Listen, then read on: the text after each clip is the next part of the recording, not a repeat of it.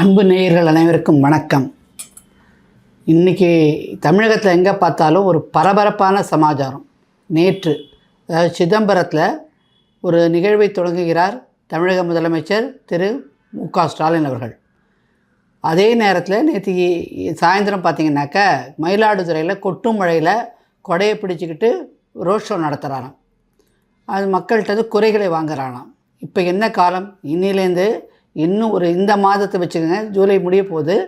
ஆகஸ்ட்லேருந்து நீங்கள் கணக்கு எண்ணி பார்த்தீங்கன்னாக்கா ஜனவரியோட இந்த ஆட்சியினுடைய முடிவு காலம் வந்து விடுகிறது. அந்த ஆட்சி காலம் முடிகிற சமயத்தில் சங்கரா என்று இத்தனைலாம் நல்லா பெட்டை போட்டு நல்லா தூங்கி எழுந்துட்டு இப்போ உங்களிடம் ஸ்டாலின் என்று வராரு அப்படின்னு இன்றைக்கி பார்த்தீங்கன்னாக்கா தொலைக்காட்சிகள், அதாவது மெயின் ஸ்ட்ரீம் எல்லா இடத்துலையும் எவ்ரி 2 minutes 2 நிமிஷத்துக்கு ஆடு வருது. அதாவது மக்களை சந்திக்கிறாங்க, மக்கள் தொடர்பு நடத்துகிறாங்க. மக்கள் தொடர்பு நடத்துவதற்கு அவசியம் என்னங்கிறது முதல்ல நம்ம புரிஞ்சுக்கணும்.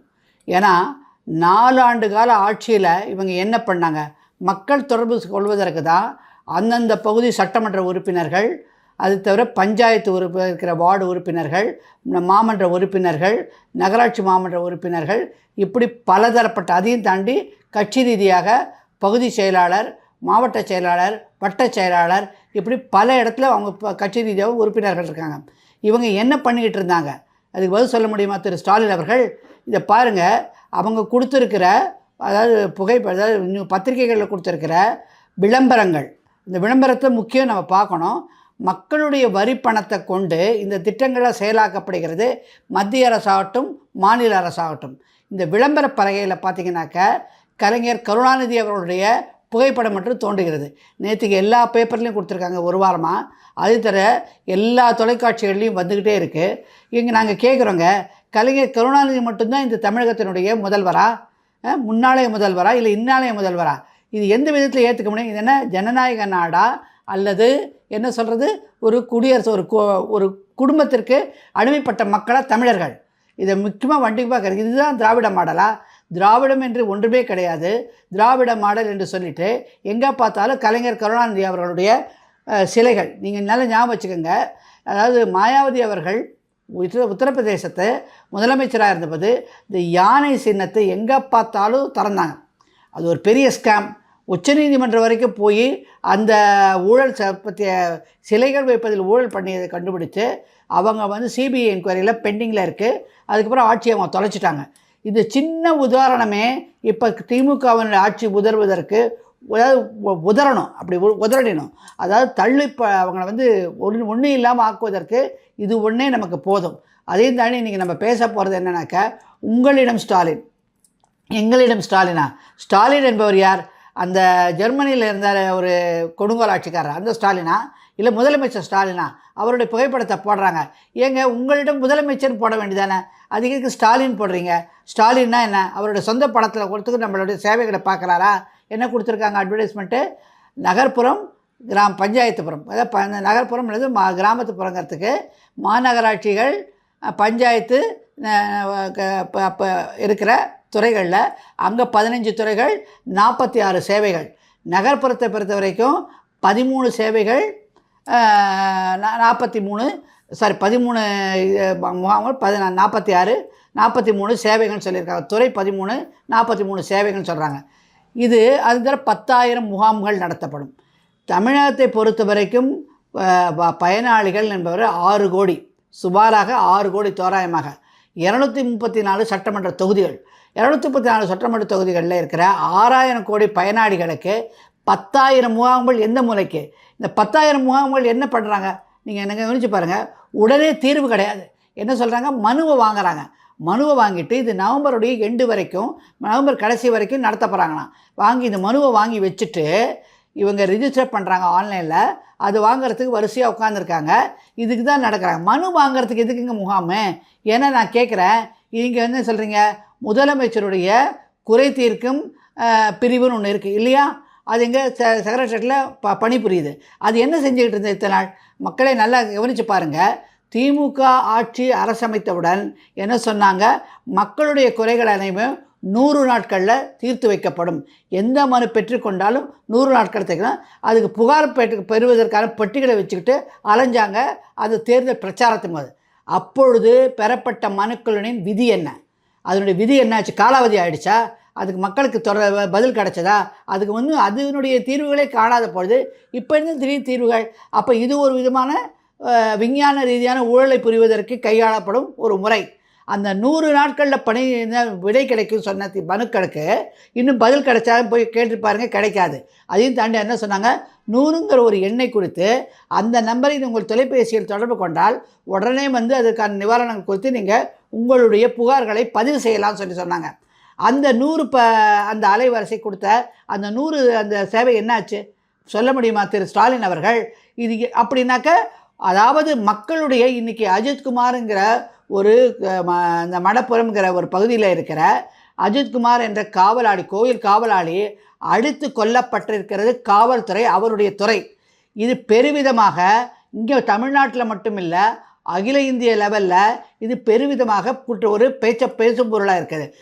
தமிழகத்தில் சட்டம் ஒழுங்கு முற்றிலும் செயலிழந்து நிற்கிறது அப்படிங்கிற நிலையில் இருக்கிறோன்னா மக்கள் அதிருப்தியில் இருக்காங்க தெரிஞ்சோன்னே ஒரு மடைமாற்றம் செய்வதற்காக, அது மட்டுமல்லாமல் இந்த யுக்தியை பயன்படுத்தி மக்களிடம் போய் பார்ப்பதாக சொல்லி ஏன் விசாரிக்கிறீங்க, காரணம் என்ன? தற்பொழுதே பல இடங்களில் அந்தந்த ஸ்வீட் பாக்ஸுகள் நகர்ந்து போய் ஒவ்வொரு வீட்டுக்காக ஸ்வீட் பாக்ஸ் எப்படி கொடுக்குறதுக்கான ஒரு ஸ்ட்ராட்டஜி, ஒரு ஃபார்முலா, ஒரு மெத்தடு, ஒரு வழி அது கண்டுபிடிச்சி தான் மக்கள் பார்க்குறாங்களாம். மக்களே, நம்ம இப்போ கேட்குறோம், நீங்கள் அவங்க கொடுக்குற ஸ்வீட் பாக்ஸ் 1000 ரூபா உரிமை தொகை கொடுத்தேன்னு சொன்னாங்க. 1000 ரூபா உரிமை தொகையை பெண்களுக்கான உரிமை தொகையை நீட்டிப்பதற்கு, அதாவது சில வழிமுறைகளை கொடுத்து தளர்த்தி கொடுத்து, எப்படின்னாக்க இப்போ 4 வாகன ஊர்திகள் வச்சுருக்கிற கார் வச்சுருக்கவங்க கூட கொடுக்கறதுக்கு தயார். அவங்களாம் இன்றைக்கி பதிவு செய்யலாம் சொல்கிறாங்க. முன்னவே பதிவு செய்த பலருக்கு இன்னும் அந்த தொகை போய் சேரவில்லை, அதில் அரியர்ஸ் இருக்குதுன்னு சொல்லி இன்றைக்கி சென்னையில் இருக்கிற, சென்னை மாநகரத்தில் இருக்கிற தலைநகரில் இருக்கிற வருவாய்த்துறை அமைஞ்சிருக்க எழிலகத்தில் புகார்கள் குவிந்து கொண்டிருக்கின்றன. அந்தக்கே தீர்க்க முடியாத இந்த மனுக்கள் இருக்கும்போது இந்த புது மனு வாங்குவது அவசியம் என்ன? அது ஒரு கேள்வி வைக்கிறோம். அதுக்கு பதில் சொல்வாரா ஸ்டாலின் அவர்கள்? ஸ்டாலின் என்பவர் முதலமைச்சரா, இல்லை ஸ்டாலின் என்று அவருடைய சொந்த செலவில் இந்த திட்டங்கள்லாம் செய்கிறாரான்னு மக்கள் கேள்வி கேட்கணும். ஏன்னா அனைத்து திட்டங்களும் மக்களுடைய வரிப்பணத்தில் மத்திய அரசு நலத்திட்டங்களும் மாநில அரசு நலத்திட்டங்கள் இருக்குது. மாநில அரசு தானாக செயல்படுத்த முடியாது. மத்திய அரசினுடைய திட்டங்கள் அனைத்தையும் மாநில அரசின் வழியாக தான் செயல்படுத்த வேண்டும் என்று இறையாண்மை இருக்கிறது. அதன் மூலமாகத்தான் இந்த நடைபெற வேண்டும். நீங்கள் எடுத்துக்கிட்டிங்கனாக்க, இப்போ நான் சொன்ன 13 துறை நகர்ப்புறங்களில், 15 துறை கிராமப்புறங்களில், பஞ்சாயத்து லெவலில். இப்போ நாங்கள் கேட்குறோம், 13 துறை 15 துறைங்கிறல இத்தனை துறைகளை இதெல்லாம் செயலிழந்திருக்கா? என்ன துறைகள் சொல்கிறீங்க நீங்கள்? ரேஷன் கார்டு மாற்றுவது, அப்புறம் வரிக்கு தண்ணி வரி கட்டுவது, அல்ல கரண்ட் பில்லு பிரச்சனைகள் பேரை மாட்டுவது, அதுக்கப்புறமா என்ன சொல்கிறீங்க, ரேஷன் கார்டுக்கு சொன்னோம் இல்லையா, பிறப்பு இறப்பு சான்றிதழ் பெறுவது, இப்படியான பல தரப்பட்ட, அதுக்கப்புறம் குடிநீர் வசதிகளை பற்றி மனு தாக்கல் செய்வது. எதற்கு தேவை? உங்களுடைய கடமை என்னவென்றால் நீங்கள் செய்து கொடுக்க வேண்டியது உங்களுடைய கடமை. இது குறித்து தான் நீங்கள் என்ன பண்ணியிருக்கீங்க, மாவட்ட ஆட்சியர், அதாவது நாங்கள் சொல்கிறது என்னன்னாக்கா, நகர்ப்புறத்தை பொறுத்து மாநகராட்சிகள், இப்பொழுது 26 மாநகராட்சிகள் இருக்குது. 19 முனிசிபாலிட்டி கூட 26 மாநகராட்சிகள். 26 மாநகராட்சிகளில் அந்தந்த மண்டலங்களில் அந்தந்த மண்டல அதிகாரிகளும் இந்த சேவை செய்யக்கூடிய இயக்குநர்கள், அதிகாரிகள், திட்டங்களை செயல்படுத்தக்கூடிய அதிகாரிகள் தனியாக நியமிக்கப்பட்டுள்ளார்கள். அவங்க இத்தனை பண்ணிக்கிட்டு இருந்தாங்க, தூங்கிட்டு இருந்தாங்களா? பதில் சொல்லுமா தமிழக அரசு? அதையும் தாண்டி பாருங்கள், நீங்கள் என்ன செய்கிறீங்க, ஜமாபந்தின்னு ஒன்றை நடத்துகிறீங்க. ஜமாபந்தின்னா ஒவ்வொரு மாதமும். அப்புறம் இது காந்தி ஜெயந்தியில் கிராம சபை. இந்த கிராம சபை கூட்டத்தில் இந்த முதலமைச்சரே எதிர்க்கட்சி தலைவராக இருக்கும்போது உட்கார்ந்து, அதாவது கிராம சபை நடத்தி அதாவது இப்போ தற்பொழுது இருக்க ஆட்சியில் இல்லாத எதிர்க்கட்சியை பற்றி பலவாரமான விஷயங்களை பேசினார். ஒவ்வொரு தேர்தல் பிரச்சாரத்தை நடத்தி நமக்கு நாமங்கிற திட்டத்தை போய் பண்ணார். அப்போ அந்த கிராம சபையில் நடந்த நிகழ்ச்சியிலும் சரி, இப்பொழுது குறை தீர்க்கும் நாட்கள் என்பது ஒவ்வொரு மாவட்ட ஆட்சியர் அலுவலகத்தை திங்கட்கிழமை என்று குறை தீர்க்கும் நாட்கள் மனுக்கள் பெறப்படுகிறது. அதனுடைய விதிகள் என்ன ஆச்சு? அந்த மனுக்கள்லாம் செத்து போச்சா? அதுக்கு என்ன தீர்வு காணலையா? அது கேட்குறோம். அதே மாதிரி பஞ்சாயத்தில் பார்த்தீங்கன்னாக்க ஒவ்வொரு நாளும் குறை தீர்க்கும் முகாமாக நாம் சொன்ன மாதிரி மாவட்ட ஆட்சியர்கள் அலுவலகத்தில் நடக்கும்போது அந்தந்த பஞ்சாயத்தில் இருக்கிற அதிகாரிகள் அங்கே விஓ, அதாவது ஆர்ஐ, விஓ எல்லாருமே அங்கே போய் இருக்காங்க. அந்தந்த பஞ்சாயத்தில் யாருக்கோ அத்தனை பேர் இருக்காங்க. அவங்க என்ன பண்ணிகிட்டு இருக்காங்க? பதில் சொல்ல முடியுமா? அது நடந்த ஆட்சியில் இருந்தது. அது தவிர மாவட்ட ஆட்சியர்களுடைய அந்தந்த பிரிவில் பார்த்திங்கன்னா செயலாக்க திட்ட இயக்குனர், யார், செயலாக்க திட்ட இயக்குனர் என்ற ஒரு அதிகாரி நியமிக்கப்பட்டுள்ளார். அந்த அதிகாரி தான் மத்திய அரசு நலத்திட்டங்களாகட்டும் மாநில அரசு நலத்திட்டங்களாம் அத்தனையும் செயலாக்குவதற்கான வழித்தடங்களில், அதாவது ஆப்பில் போட்டு அதில் ஏற்றி உடனே அவங்க செய்ய வேண்டியது அவங்க கடமை. இதுக்கு எதுக்குங்க முகாமு? அப்போனா இந்த முகாமை நடத்துவதற்கான ஊழல் வந்து சயின்டிஃபிக் ஊழல்மாங்க, விஞ்ஞான ஊழல். ஏன்னா அதுக்கான கம்ப்யூட்டர்களை வாங்கிறது, ஊழியர்களை நியமிக்கிறது, அதையும் தாண்டி அந்த வாகன ஊர்தியை செலுத்தும் போது அந்த வாகனங்கள் வாங்குவதற்கான பணம், அப்புறம் அந்த வாகனங்களை இயக்குவதற்கான எரிபொருள், அந்த வாகனத்தை இயக்குவதற்கான ஓட்டுநர்கள், இவர்கள் நியமனம், இப்படியாக அதில் டெண்டர் விடுறது, அந்த டெண்டரில் வர ஊழல் செய்வது, இதற்கு தான் இது லாஸ்ட் மினிட் வாங்கலை, லாஸ்ட் மினிட் பால் வீசுகிறாங்க, லாஸ்ட் ஓவர் பாருங்கன்னு. அந்த லாஸ்ட் ஓவர் தான் இந்த கிரிக்கெட்டில் இருக்கிற லாஸ்ட் ஓவர் தான் இந்த உங்களிடம் ஸ்டாலின்கிற இந்த திட்டமானது. இப்போ நான் கேட்குறோம், 1.5 கோடி ஜனங்களுக்கு உரிமை தொகை கொடுத்துருக்கீங்க. அப்போ கொடுத்ததுக்கப்புறமா அவங்களுக்கே இன்னும் சரியாக போகாத போது மற்றவர்களை கொண்டு கொடுத்து சேர்ப்பது என்ன? ஏன்னா இன்றைக்கி தமிழகம் 9 லட்சத்துக்கு கோடிக்கு மேலே கடலில் இருக்குது. அந்த கடனை அழைக்காமல் மேலே இந்த திட்டங்கள் எப்படி செயலாக்கப்படும்? இந்த பர்த் சர்டிஃபிகேட், இறப்பு சான்றிதழ், பேரை மாற்றம், இந்த ரேஷன் கார்டில், பில்லில், எலக்ட்ரிக் பில்லில் பெயர் மாற்றுவது, சொத்து வரியை பெயர் மாற்றுவது, சொத்து வரி கட்டுவது போன்ற சேவைகள்லாம் இ சேவை மையம் என்று தமிழகத்தினுடைய, அதாவது டிஜிட்டல், அதாவது தொழில்நுட்ப பிரிவு ஒன்று இருக்குது. அந்த தொழில்நுட்ப பிரிவு கீழே இ சேவை மையங்கள் கொடுக்கப்பட்டு செயலாக்கத்தில் இருக்குது. அந்த இ சேவை மையங்கள் என்ன பண்ணிக்கிட்டு இருக்காங்க? அதையும் தாண்டி மத்திய அரசினுடைய டிஜிட்டல் அந்த டிபார்ட்மெண்ட் மூலமாக மத்திய அரசினுடைய சிஎஸ்சி, சென்ட்ரல் சர்வீஸ் சென்டர்னு இருக்குது. அதுலேயும் இந்த பாஸ்போர்ட் சேஞ்சஸ், இந்த மாதிரி ஜல்ஜீவன் திட்டத்தை பதிவு பண்ணுறது, மக்களுடைய மேம்பாடு, அதாவது முக்கியமாக அவங்க சொல்ல வேண்டியது ரெவென்யூ டிபார்ட்மெண்ட்டில் இருக்கிற மேம்பாட்டுத்துறை, அதாவது மக்களுக்கு பிரதமருடைய வீடு கட்டும் இல்லம் ஆவாஸ் யோஜனாவை அதில் நம்ம பதிவு செய்கிறதுக்கு நீங்கள் ஈவ சேவை மையத்தில் போய்ட்டு நீங்கள் பதிவு பண்ணாலே போகும். அங்கே கூட போக வேண்டிய அவசியமே இல்லை. உங்களுடைய வீட்டில் இருக்கிற ஆண்ட்ராய்டு ஆப்லேயே நீங்கள் போனானாக்கா அந்த தளங்களில் நீங்கள் பதிவு செய்ய முடியும். இன்னொன்று முக்கியமாக சொல்கிறாங்க, அதில் கிராமத்து நகர்ப்புற பிரிவில் வர சேவை, அதாவது சாலையோர வியாபாரிகளுக்கான கார்டு வழங்குவது, குறியீட்டு கார்டு வழங்குவதற்கான, அட்டைகள் வழங்குவதற்கான சேவைகள் பதியப்படும். இது முக்கியமாக அங்கே தெரிஞ்சுக்கிறதுனாக்க, இந்த சென்னை மாநகரத்தை எடுத்துப்போம். இந்த சென்னை மாநகரத்தில் இந்த திட்டங்கள் அமல்படுத்த போவது 2 வருடத்துக்கு முன்னாடி அதை தனியாரிடம் ஒரு கான்ட்ராக்ட் கொடுத்து அவங்க திமுகவுக்கு வேண்டியப்பட்டவங்களை கண்டுபிடித்து பல பேர் சாலை வியாபாரமே பண்ணலை. அவங்க பண்ணுற மாதிரி உட்காந்து வச்சு ஒரு ஃபோட்டோ ஷூட் எடுத்து அவங்களுக்கான அட்டைகளை கொடுத்து அந்த அட்டைகள் மூலம் முதல் 10,000 ரூபா வாங்கியிருக்காங்க. இப்போ பேங்க்கில் போய், இப்போ ஒரு உதாரணத்துக்கு சொல்கிறேன், இந்தியன் பேங்க்கில் போய் கேளுங்க. இப்போ பல பேர் அந்த மாதிரி பணத்தை வாங்கிட்டு அங்கே போய் கலெக்ட் பண்ண போகிறச்ச, எங்கள் அண்ணா கட்சியில் இருக்காரு, நீ என்கிட்ட வாங்கிடுவியா என்று அவர்களால் திருப்பி வசூலிக்க முடியாத நிலையில் ஊழல் நடைபெற்றுள்ளது.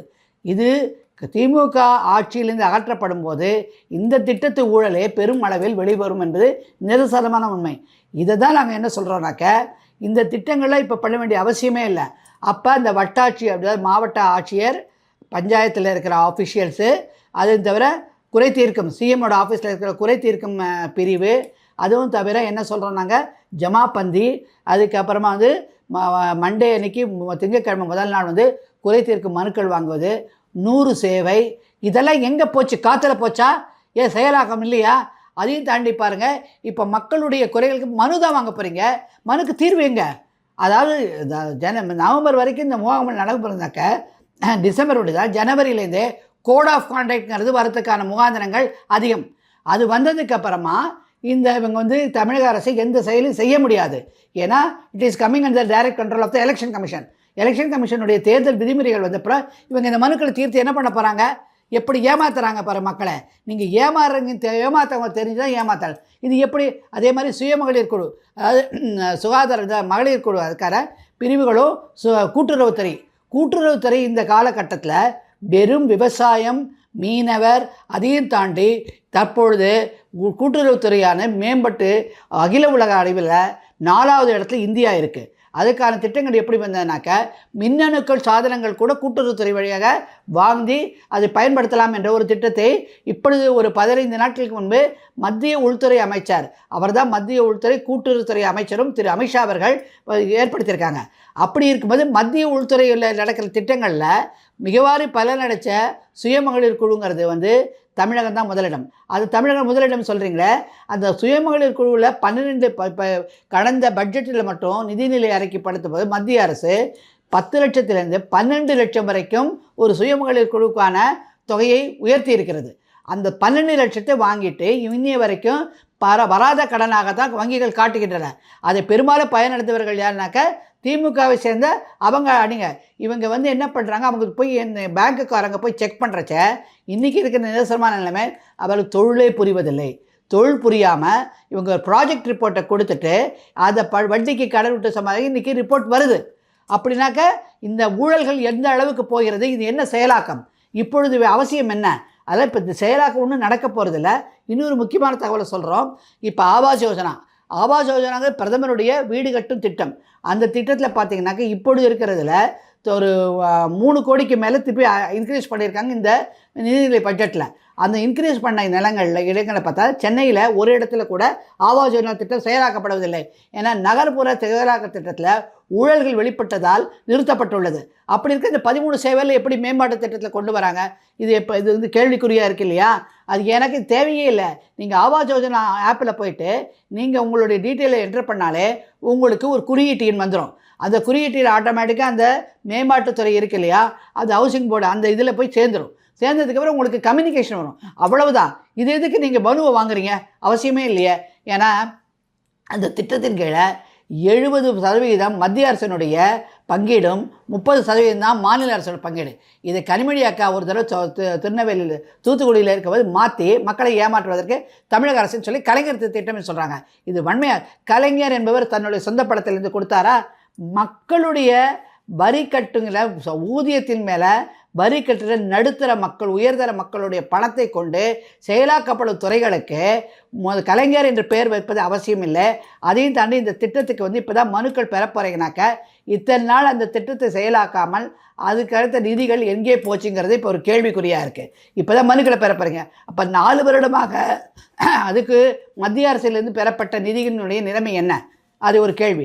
அதையும் தாண்டி நீங்கள் இப்போ மக்களுக்கே உங்களுக்கு ஒரு புரிதல் உண்டாக்குவதற்கு ஒரு கேள்வி சொல்கிறேன். நீங்கள் போய் என்ன பண்ணுறீங்க, சென்னை இருக்கிற தலைநகரம் சென்னையில் நுங்கம்பாக்கம் பதில் சாஸ்திரி பவன் என்று ஒரு இடம் இருக்குது. அந்த இடத்துல மத்திய அரசுட்டும் மாநில அரசு திட்டங்களையும் செயலாக்குவதை கவனிப்பதற்கான ஒரு அதிகாரி இருக்குது, ஒரு பிரிவு இருக்குது. அந்த பிரிவில் போய் நீங்கள் ஒரு மனுவை கொடுங்க. எந்த அளவுக்கு தமிழகத்தில் திட்டங்கள் கொண்டு போய் சேர்க்கப்படுகிறது தெரியாது.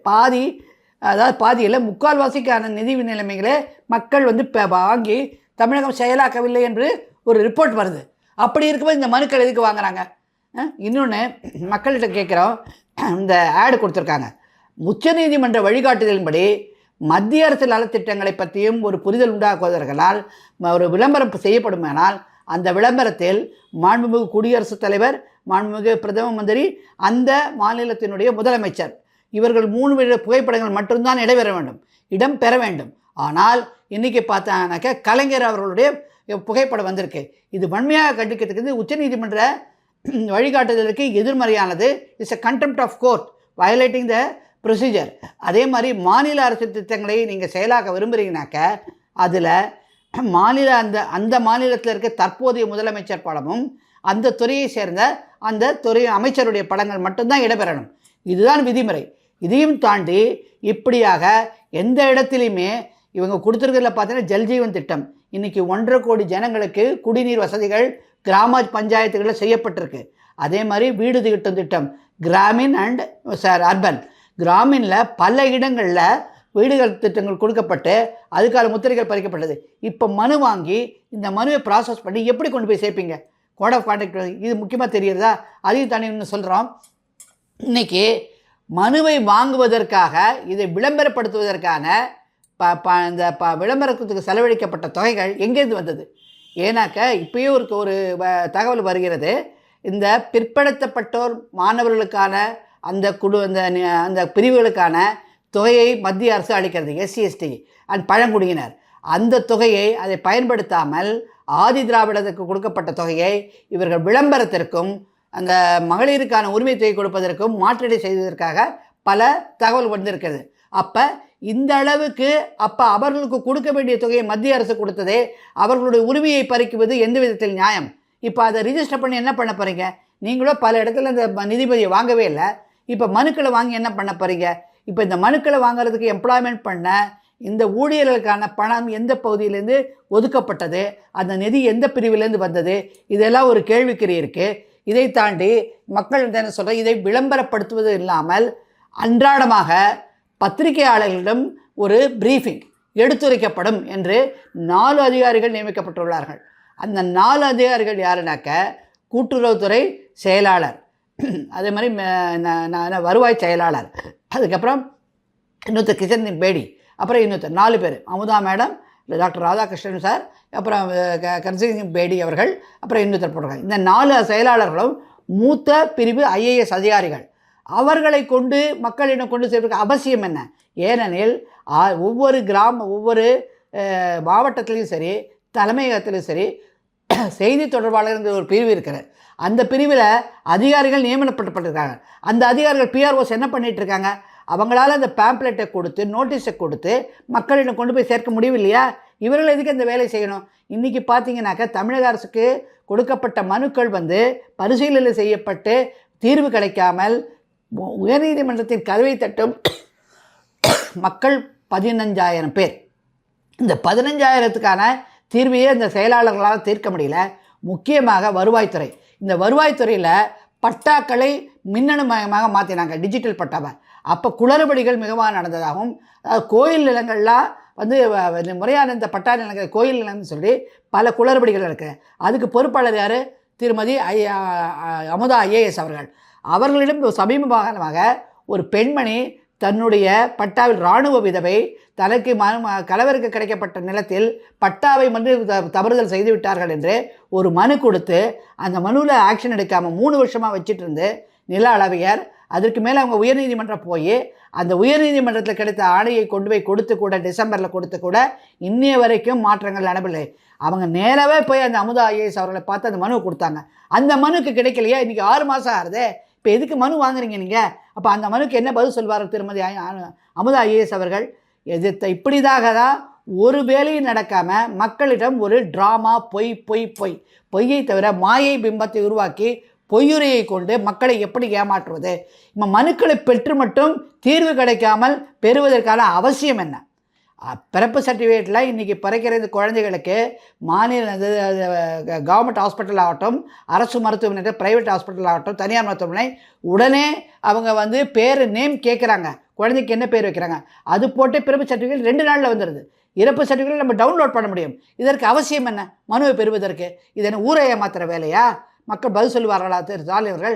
அதுக்கப்புறம் அரசு மக்களை தேடி மக்களை தேடி நீங்கள் எதுக்கு? மழை காலங்களில் மக்கள் தத்தளித்து கொண்டிருந்த போது அவர்களை தேடி, அதாவது சட்டமன்ற உறுப்பினர்கள், மாமன்ற உறுப்பினர்கள், பஞ்சாயத்து அலுவலர்கள், மாநகராட்சி அலுவலர்கள் யாருமே எட்டி பார்க்கல. அமைச்சர்கள் எட்டியே பார்க்கல. இன்றைக்கி நடக்கிற ரோடுகளில் முதலமைச்சர் அவர்கள் எந்த முன்னறிவிப்பும் இல்லாமல் ஒரு ரோட்டில் நடந்த பொதுமக்களை பார்ப்பதற்கு தயாரா? அப்போ ரோட்டில் நடந்து பார்க்கறச்சு அதில் இருக்கிற பள்ளம் மேடெல்லாம் அவருக்கு தெரிய வரும். அப்போ தான் உங்களிடம் ஸ்டாலின் என்று சொல்ல முடியும். ஒன்றுமில்லை, ஒரு முக்கியமான ஒரு கேள்வி. இன்றைக்கி காவல்துறையால் கொலை செய்யப்பட்ட கொலை என்று மாவட்ட நீதியரசருடைய விசாரணையின் முடிவு சொல்கிறது. அந்த அஜித்குமார் குடும்பத்தை நேரில் ஏன் பார்க்கவில்லை? உங்களிடம் ஸ்டாலின் ஏன் அங்கே போகலை? அப்படி போகாத போது நம்பிக்கை ஊட்டாத இப்போ இதுங்களை மட்டும் எப்படி இந்த மனுக்களை பயன் என்பது கூட அதே மாதிரி இங்கே பாருங்கள், நவீன் என்று திருமலா பால், அந்த பால் அந்த மேலாளர் ஒருவர் அதில் ஊழல் நடப்பதாக புகார் கொடுக்கப்பட்டதை பெண்டிங் எந்த எஃப்ஐஆரும் போடாமல், என்கொயரி பண்ணாமல் ஒரு DC அவர்கள் லெவலில் அவரை விசாரித்து அவர் மர்மமான முறையில் பிணமாக கைப்பற்றப்பட்டது. அப்படின்னா அதுக்கான என்கொயரி என்னாச்சு?